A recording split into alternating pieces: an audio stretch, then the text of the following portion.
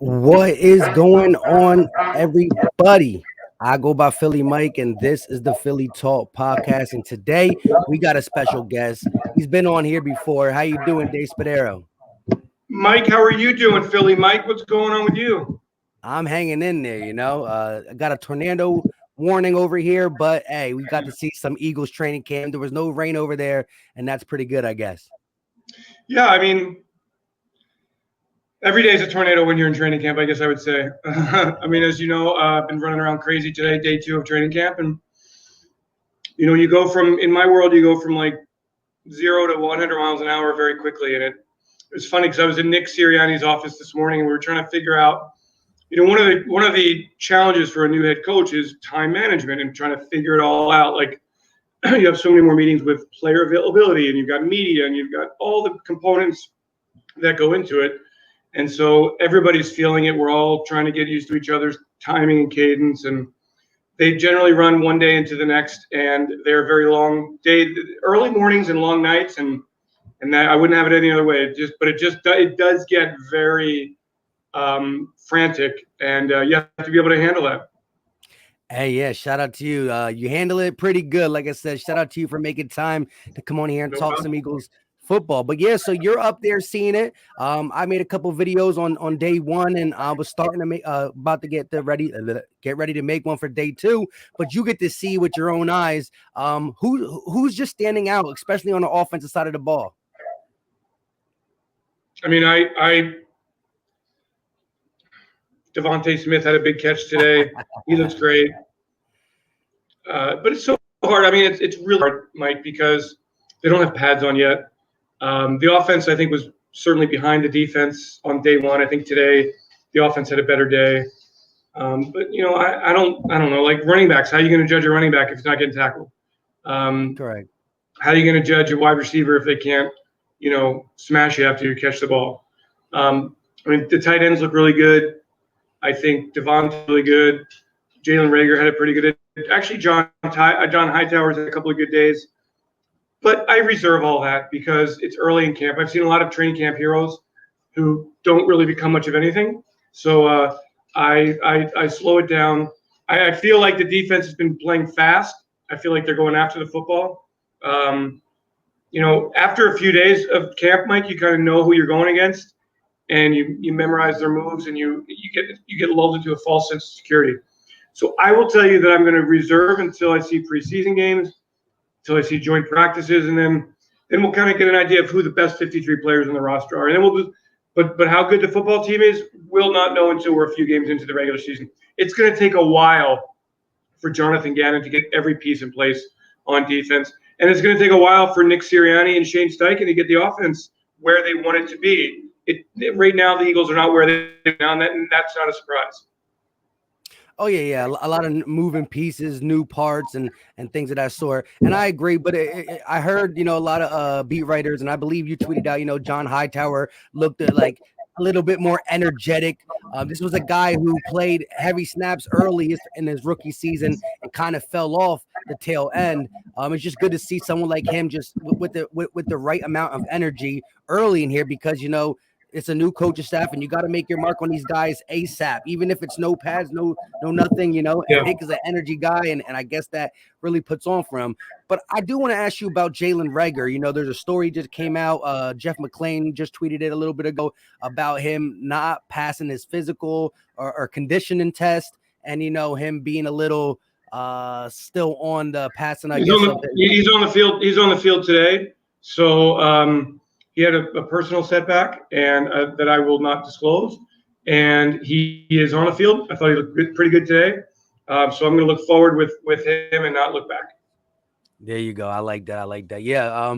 Like I said, he just looked a lot more. Hey, Jalen Reagor. Listen. I will say this: Jalen Reagor, first-round draft pick. A lot expected of him. Year 2, it's fair to expect a lot more from him, and he knows he has to deliver.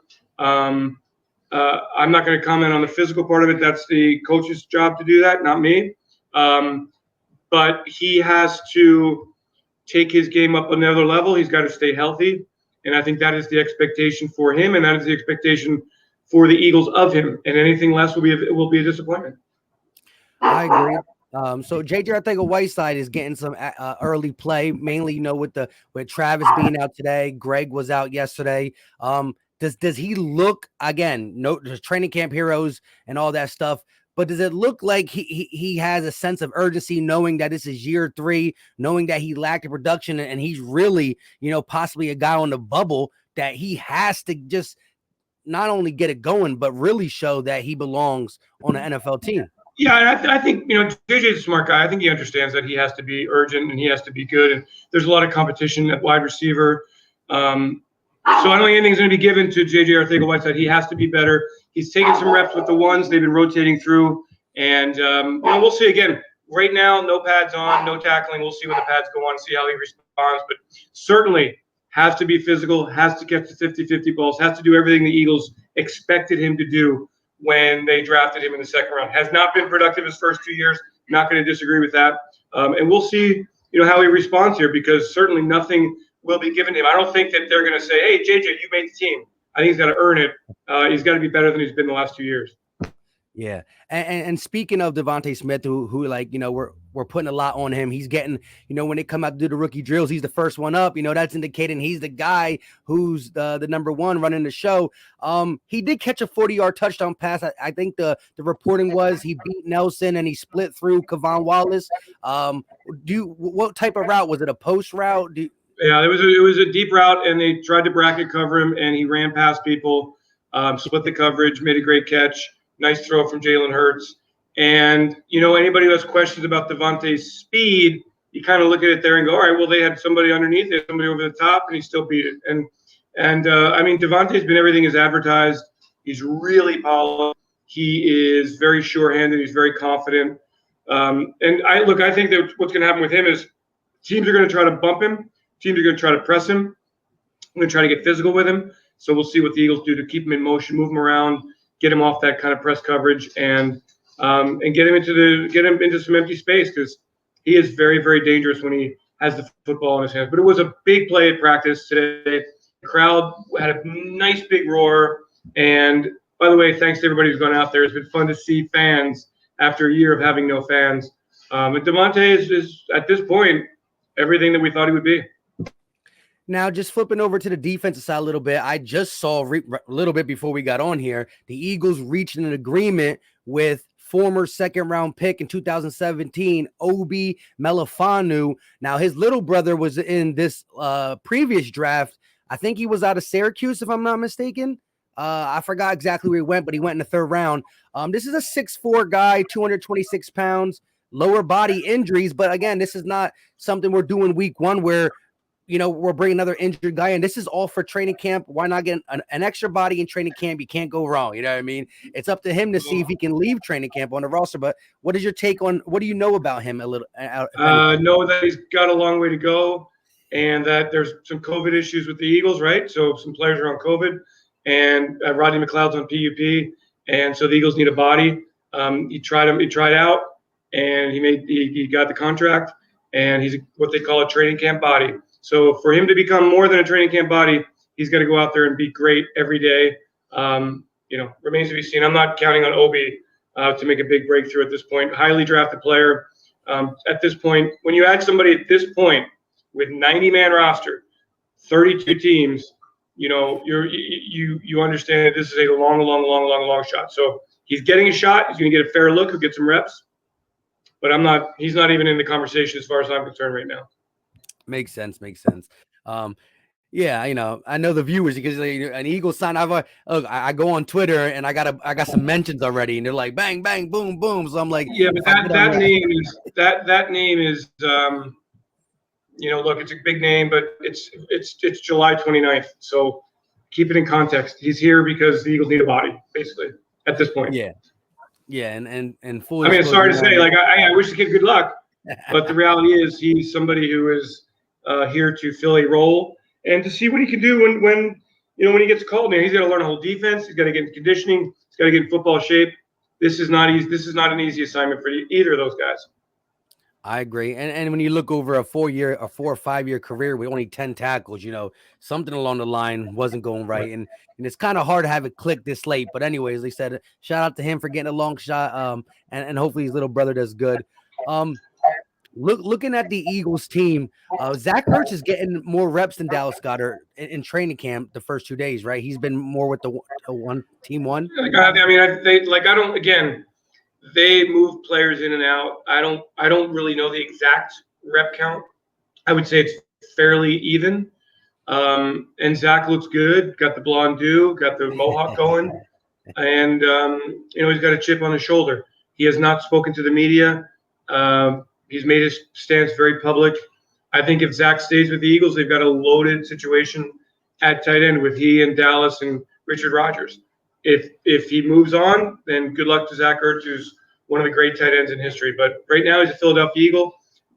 Mike, we've been talking about this since March, right? Like where it's going to be. Well, right now it's July 29th, and he's still a Philadelphia Eagle. So I would love him to stay. I think the Eagles could do a lot of damage with their tight ends. And Zach Ertz is, I think, 40 catches away from breaking Harold Carmichael's all-time record. Yes. To me, legacy is important. So I look forward to seeing what happens with Zach on the field for the Philadelphia Eagles. We'll see where it goes from here.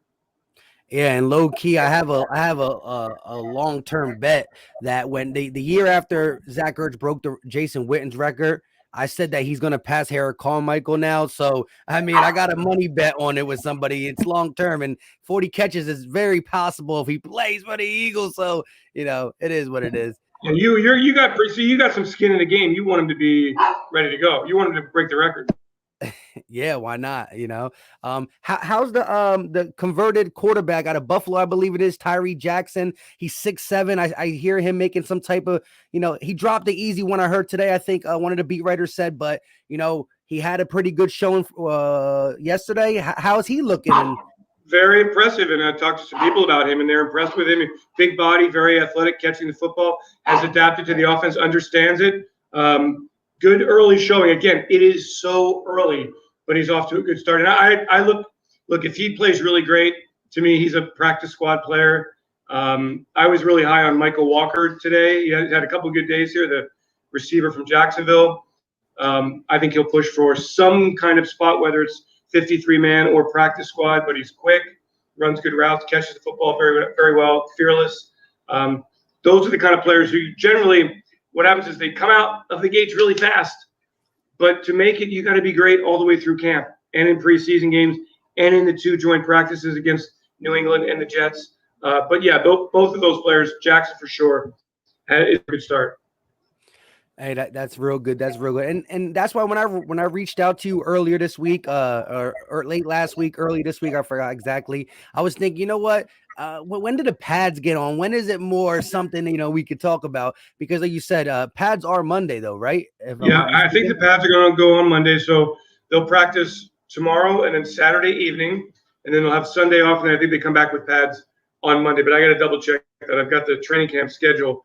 I just haven't taken a long look at it. Everybody, it's funny. Like everybody's so busy that you have to stay in the moment.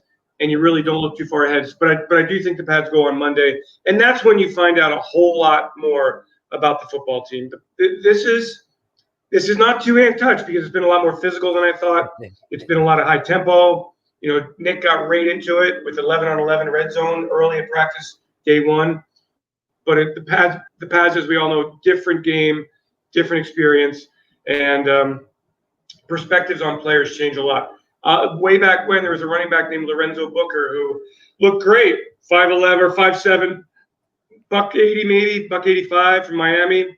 Greatest spring I've ever seen. Caught everything. I thought this is going to be a running back who's going to be the Eagles are going to run him all over the formation. When the pads went on, he was like this. You get near him, you go, you blow on him, and he would fall over because he was that small. So everything changes when the pads go on. Yeah, and I agree. That's part of the biggest part of football. But to pretty much finish this up, Jonathan Gannon has some interesting things to say. I love just everything he's given us. Again, people are already trying to judge coaches and stuff like that. You can only go off what we know. We haven't seen him call a game, but from the day they started to what I know now, he's giving us everything he wants to hear with all the multiple fronts, the switching, moving a guy like Fletcher Cox, who I think can really benefit from that because he's quicker than the average big D tackle. He got quick feet. I think just moving him around like how Aaron Donald gets moved around in the Rams and the disguising. I like how Jonathan Gannon said, you know what, we're going to give it to him if he can understand it. If we can't, then we'll pause. But if he can, we go forward with it. What is your take on just like Jonathan Gannon actually executing all this disguising and stuff? You know, Mike, it's really ambitious, and I like the idea. I like the idea of giving a lot of different looks. So it makes offenses spend a lot of time during the week preparing for you. Gives quarterbacks a lot of things to think about on the day of the game. To do all of this, you have to have everybody on the same page. And the challenge is going to be that Ryan Kerrigan's new, Eric Wilson's new, Steven Nelson's new, Anthony Harris is new, whoever else I'm missing. You got a lot of new pieces. Everybody has to be on the same page. And you don't have a ton of time here. We're what, 6 weeks away from the regular season opener? Can you get everybody on the same page that quickly? That's why I think it's going to take a few weeks into the season to really find out about the team and find out about the defense and find out about this coaching staff, because they're bringing in a great idea. Like, I love the idea of tailor your defense to the personnel that you have. If Ryan Kerrigan's really good at standing up and they want to move around, that's great. But you're asking maybe him to do things that he hasn't done before. If you want to move Fletcher Cox inside and put him in a 3 technique, great. Put him over center, great. But that's something different than what he's done. If you want to put a little 3-4 look in there. So you want to move Brandon Graham, flip-flop him, move him inside, put him. So I'm totally down with that. It's just that it is a tremendous difference for a lot of these players on the same page with all the checks, all the verbiage, everything that they're seeing.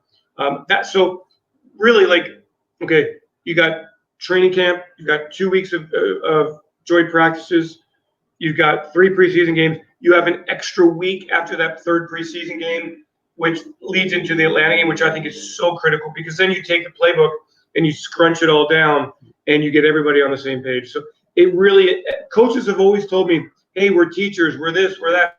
Well, never before has it been more important to me that I look at this defense and the offense, that they have to teach these players, not only say go out and do it, but tell them why they have to do it. So I love the idea of moving pieces around. I love it. I think a static defense is boring. I think an offense that lacks pre-snap motion is ineffective. And we saw some of that last year. So ambitious goals, I'm all for it, but it's going to take some time. Yeah, I agree. And you know, we do have that 4th place schedule, but looking at the schedule, like the first 6 weeks are probably our toughest 6 games of the year. And so I've been talking to Eagle fans, like, listen, look, we come out the gates a little struggling. Let's play out, because again, the first 6 weeks is, you know, we got Tampa, we got Kansas City in there, Dallas at Dallas, San Fran, and then it starts to tailor our way with the Lions and the Broncos and the Jets and stuff like that. But I'm very excited. It's just good to see Eagles training camp fans out there. I'm actually going to try to get out there in August. I think I got I'm able to get a ticket off somebody. If you want to come out, hey man, you know, if you want to come out, you just let me know. I'll get you there. No worries. Any day you want. But look, I mean, you're looking ahead. I'm not looking. The only thing I've really looked ahead at is the Giants. Lemieux is hurt. They're a right guard or left guard, whatever he is. And then Dak Prescott has an arm injury that they're saying isn't a big deal, but I don't know. Sounds interesting to me. So exactly. Otherwise, with the Eagles, man, I know that when I get off this, I got to do about 2-3 hours more work, and then I got to get a good night's sleep and get up tomorrow and do it again. Yep, and I'm looking forward to seeing you and Fran Duffy. Y'all kill it on the Eagles YouTube channel. Just going through. You like that little warm up? Check it out. Thank you. Thank you. I check it out every morning at 10 o'clock. 10 o'clock, we have like just a peek inside. Once they get into formations, we're not allowed to show anything, but it's a cool way to just kind of let people say, hey, get familiar with some of the football. There's a lot of new players here. There's new coaches. It's a whole new tenure and a whole new era. So it's been fun. But, you know, the day starts before then and goes obviously way longer than that. So it's been pretty crazy, Philly Mike, but I love it. And I'm glad the fans are back, and I'm glad that everybody's wrapped up in Philadelphia Eagles football, and we'll see where it goes from here. All right. With that being said, appreciate you for coming on. And like you said, everything that we talked about from the early off season when you were saying, I remember our very first episode, we need a safety. I think a couple hours later, we picked up Anthony Harris. So I don't know. You got the whispering skills, and you talked about Michael Walker, right? I'm gonna keep my eye on Michael Walker. We'll see. We'll see how he does, but he's looked good so far. No problem. And I'll talk to you soon. Everybody, appreciate y'all for coming through. Thanks, Mike. Take care. Fly, Eagles, fly. Yes, sir.